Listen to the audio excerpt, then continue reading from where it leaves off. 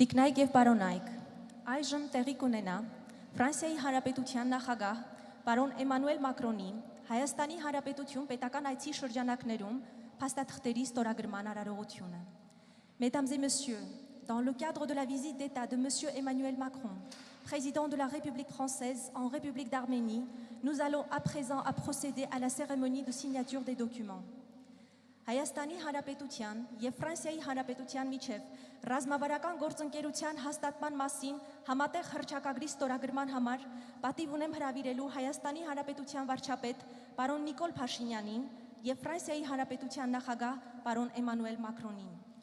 Pour la signature de la déclaration conjointe sur l'établissement d'un partenariat stratégique entre la République française et la République d'Arménie, j'ai l'honneur d'inviter M. Emmanuel Macron, président de la République française, et M. Nicole Pachinian, Premier ministre de la République d'Arménie.